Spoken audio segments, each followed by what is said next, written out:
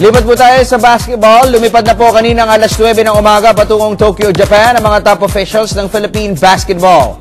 Ito po'y upang magpresenta na ng bid para sa hosting rights ng 2013 FIBA Asia Men's Championships at yan po'y mangyayari bukas. Tinatawag po na Dream Team of Philippine Basketball kasama po ni SBP President Manny V. Pangilinan. Sa biyahe kanina, sina SBP Executive Director Sonny Barrios, PBA Commissioner Chito Salud at former ABC Secretary General Moying Martilino. Narito ang report ni Miss Ika Montes. Bukas ng alas 5 ng hapon haharap ang grupo ni SBP President Manny V. Pangilinan sa FIBA Asia Board sa Tokyo, Japan upang ipresenta ang bid ng Pilipinas para sa hosting rights ng FIBA Asia Men's Championship sa susunod na taon.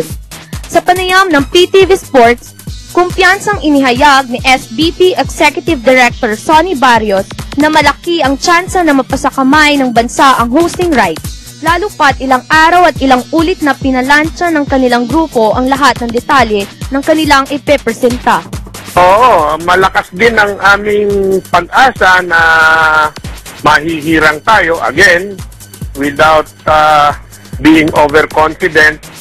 Mr. Pangilinan, who is leading the presentation team himself, no? Mr. MVP is prepared, leaving no stone unturned to make sure the hosting is more than meeting the expectations of FIBA Asia and FIBA World.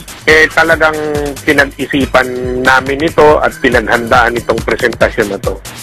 Sa panig naman ni former ABC Secretary General Moying Martilino, tiwala siya na natakel nila ng maigi at naihanda ang isasagot sa lahat ng mga posibleng itanong ng FIBA Asia Board na pinamumunuan ni Secretary General Hagop Kajirian ng Lebanon. Sa katunayan, masayang ibinalita ni Martilino na isa ang magandang performance ng Gilas Pilipinas sa ginanap na FIBA Asia Cup sa magiging plus factor sa ating bid. At sa impormasyong nakalap ng PTV Sports, bibigyan lamang ng 15 minutes ang bawat bansa na magpresenta ng kanilang bid. At bukas ay ang Pilipinas lamang ang nakaschedule. Habang wala pang nakakaalam kung sino-sino pa ang mga magbibid.